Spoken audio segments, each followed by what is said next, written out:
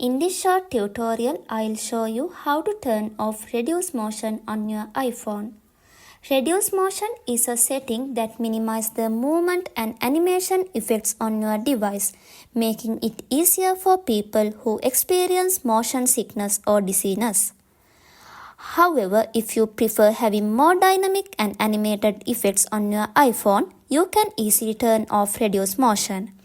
To get started, open up the Settings app on your iPhone. Scroll down a bit and tap Accessibility.